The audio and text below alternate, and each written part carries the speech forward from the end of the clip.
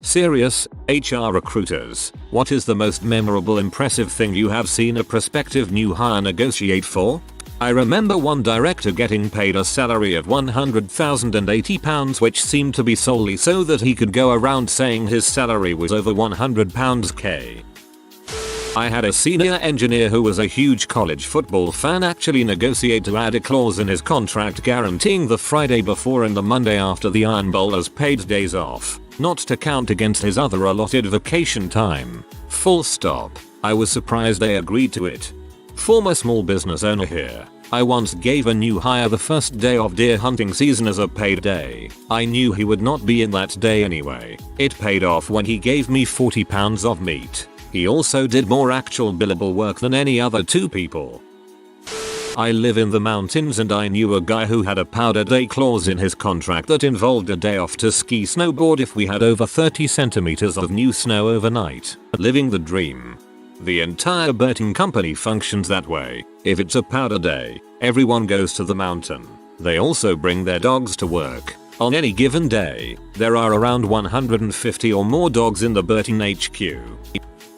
My brother-in-law negotiated for 12 weeks leave per year where the standard is 4. I incredulously asked him how he did it and he said something like you've got to know when to push and when to concede. Dude is part freaking Jedi, I swear. I was doing prelim screening via phone for several candidates. Think of it like a mini phone interview to weed out the obvious weirdos or people who have blatantly padded a resume and aren't really qualified. One guy stopped me mid-sentence to inform me that in order to continue with the interview, I was just screening at this point. Our company would have to pay him $50. I was not impressed, but it did stand out.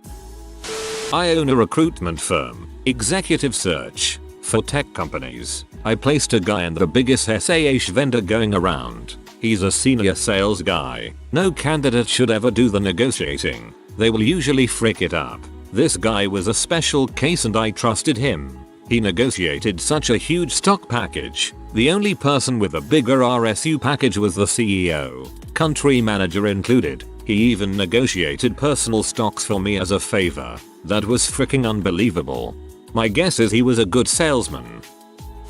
Their father's birthday. They only wanted the birthday for that 1 year because his father was terminally ill. We were a relatively small organization. We agreed, and he seemed legitimately shocked that we had said yes so easily and he almost teared up. It was at the end of the interview.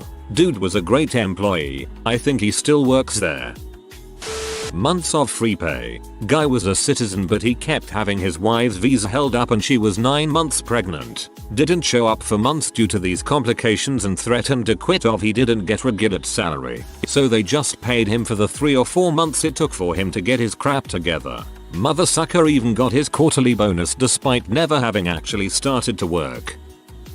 I used to recruit SAP and Oracle professionals who would travel from all over the country to work in the DC area. These guys would negotiate anywhere from $140 per hour to $200 per hour. I almost crap a brick when I found out how much they can make. That rate also doesn't include having all their meals and hotel paid for.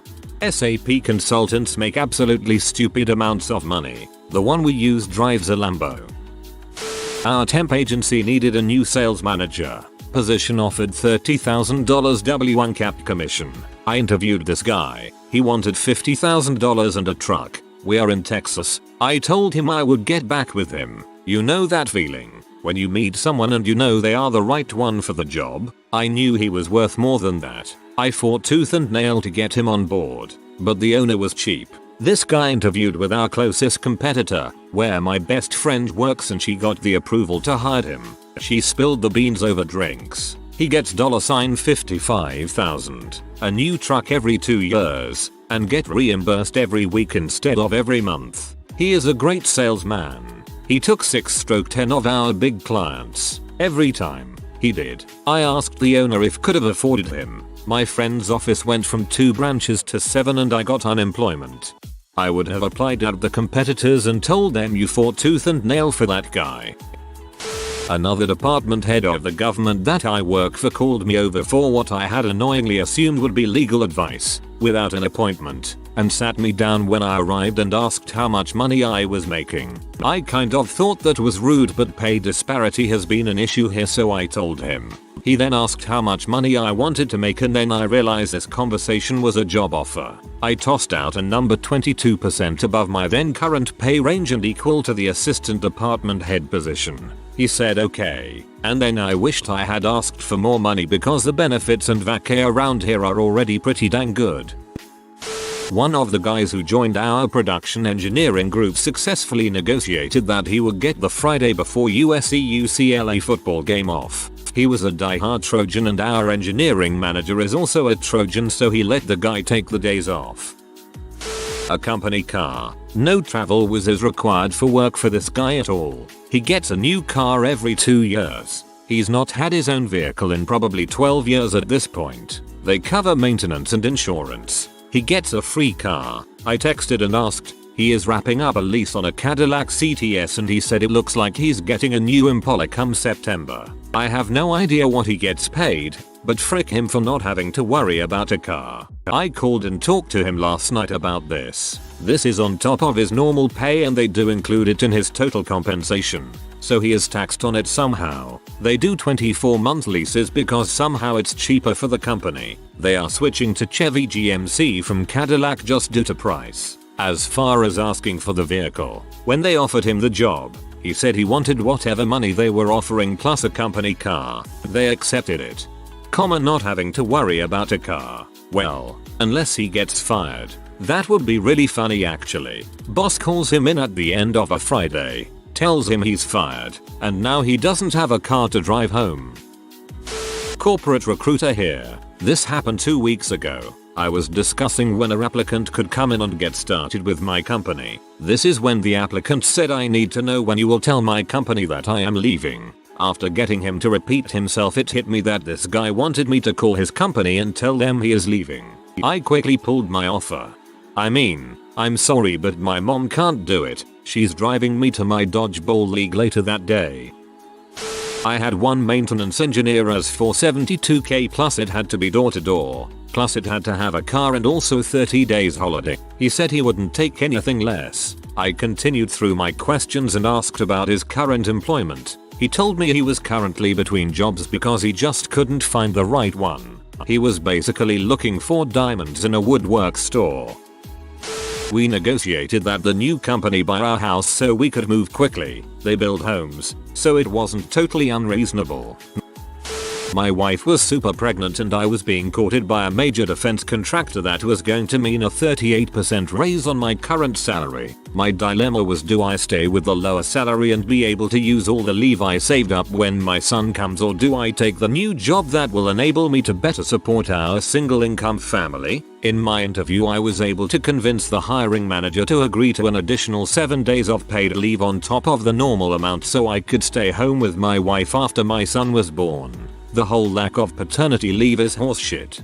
I agree paternity leave should be more common, but here I am surprised that you can support your wife and child and yourself with a single income. On top of paying for her moving expenses, a friend of mine moving from Colorado to Florida for work got an extra $5K to change her wardrobe to better fit her new environment. My favorite is when I tell someone that we are passing on their app and they get mad at me and ask for a manager. This is not freaking retail, people. A friend was being recruited for a contractor position for a 2-year contract. He had a very good salaried job and didn't really want a new gig, but they kept pushing. He asked for a rate of $1,000 a day and to everyone's shock they accepted.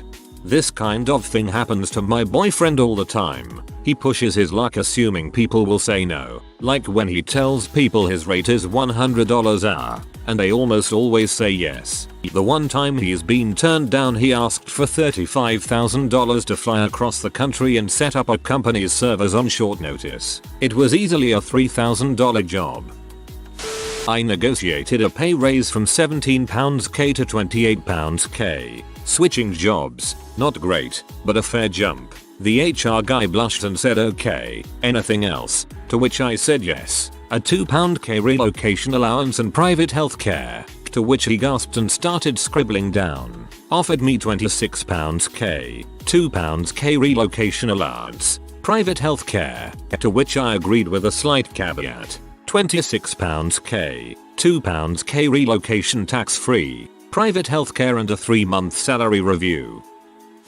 I work for a human rights foundation where the people have crazy entitlement issues. One lady from Eastern Europe, we offered a job in New York but her visa got denied. While we worked out the issue with the government, we had her start work in Budapest. Now, Budapest has seriously low cost of living and labor in comparison to New York, so we offered her the Budapest salary until she eventually moved to NYC when we would bump it up to NYC salary. She had already rented out an apartment in New York before getting her visa. Didn't think that was even possible, so she managed to negotiate working in Budapest on a New York salary, 4 times what Budapest staff she sits next to are earning, plus double relocation to each country and accommodation for the entire time she's in Budapest. Personally, I would have said no. She was stupid enough to rent an apartment without having a visa, that's her problem. Another one. As part of our relocation package, we offer 2 weeks accommodation in either our corporate apartment or a hotel in the countries we don't have one.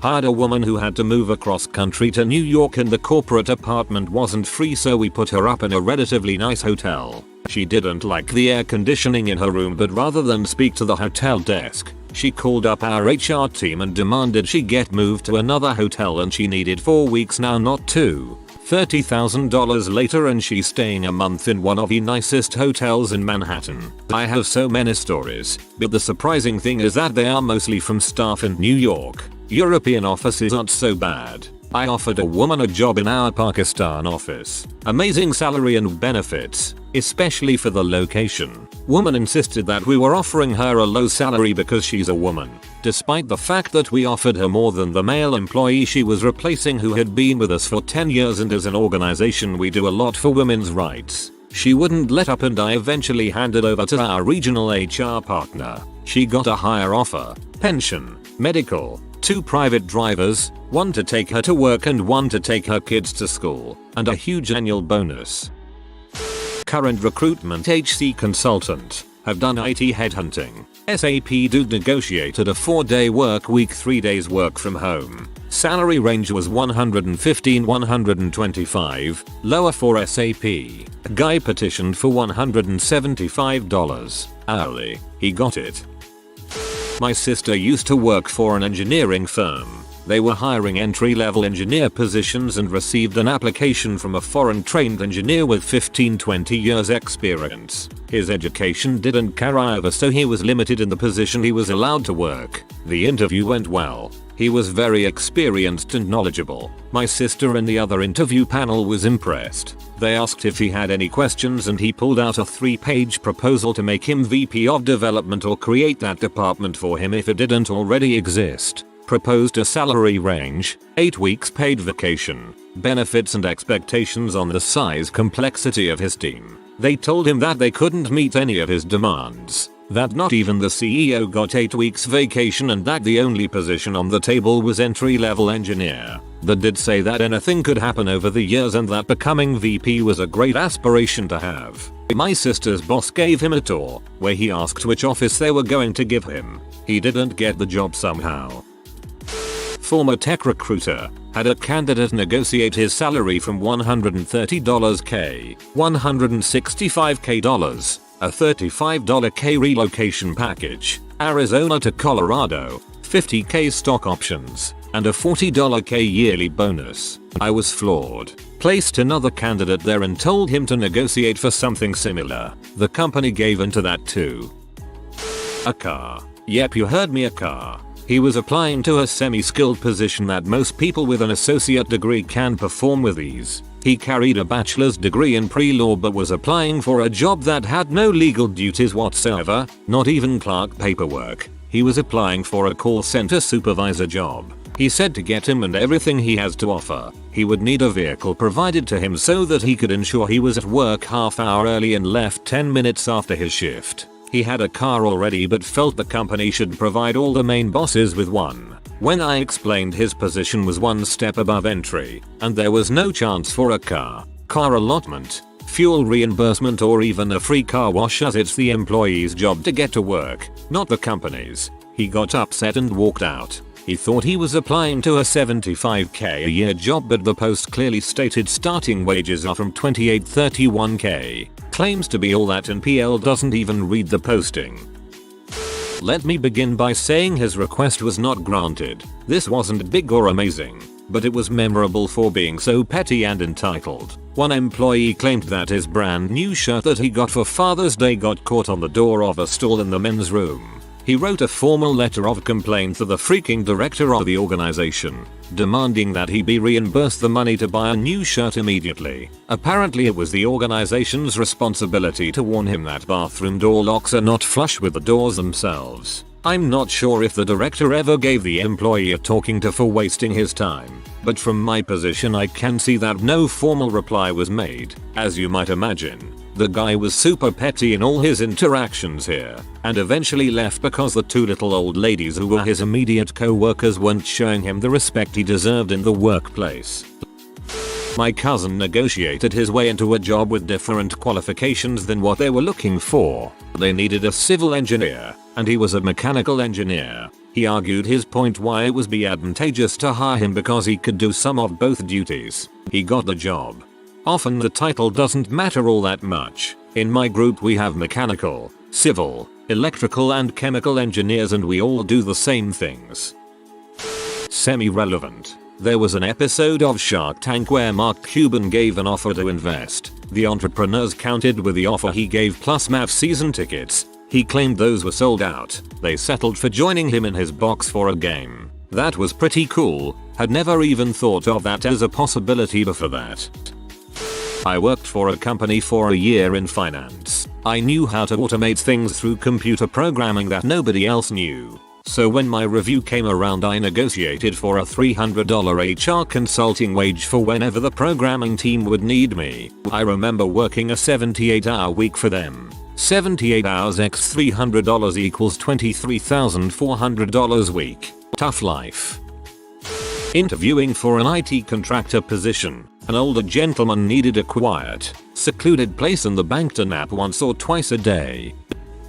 It did not happen to me, but my boss was telling me about a mathematician applying for a position in an insurance company. We work at a recruitment company. When he asked him how much $$ he wanted to make, he gave us a very specific number, even including cents, for the annual wage. When he was asked why, he told us that is because he wanted to have a monthly wage that is a prime number.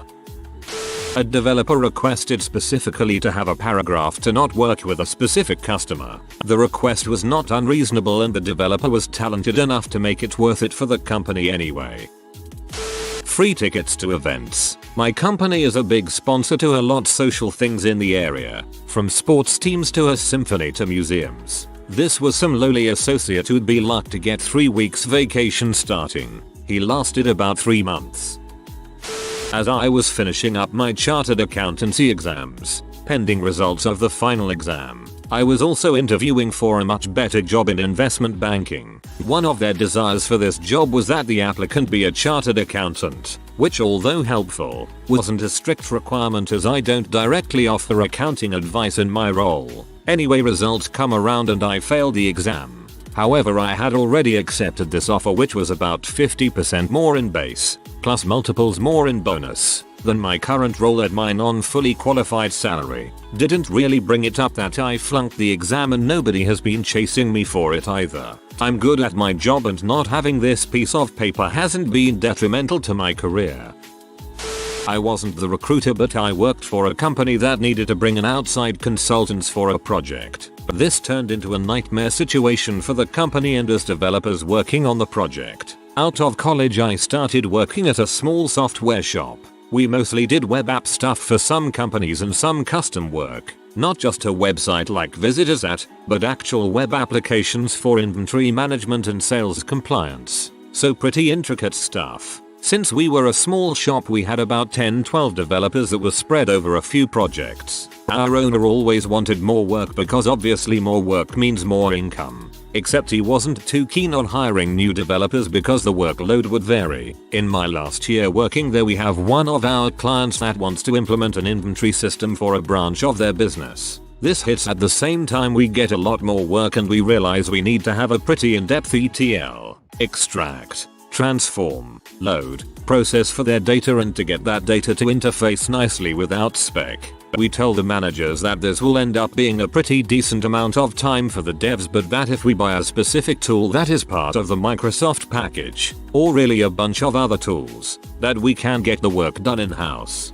Owner determines he would rather consult us out. Problem is, he puts one of the non-tech managers in charge of the hiring process and he lacked the knowledge to make a proper call. Long story short, we choose to go with these two older guys who have been doing consulting for a while. Good reputations and references. Problems start right away. One guy is acting like a project manager and his partner is the main engineer. His partner decides to essentially recreate the wheel. He tries to write an ETL program from scratch. While not necessarily a terrible choice, it was considering the fact that there are many tools or options he could have implemented for at least a partial solution. It would be like rewriting Microsoft Word to make a word process app. Doesn't make sense. We end up getting late deadline over late deadline. The new code that's supposed to be working and he guarantees it works, it doesn't. This goes on for 8 months. Absolutely the same crap. Keep in mind we would have had this completed in-house if we went that route. All said and done, we fired them. Their work was unusable.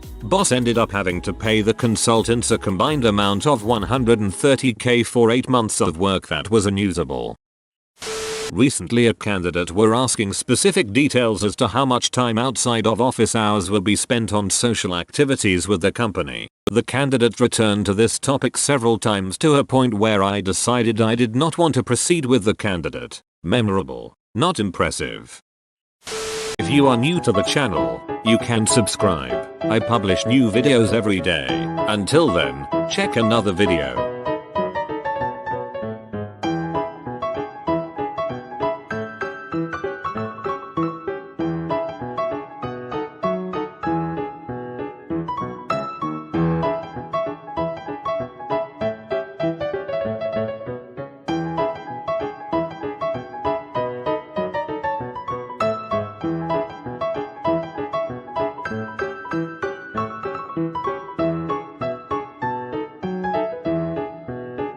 Bye for now.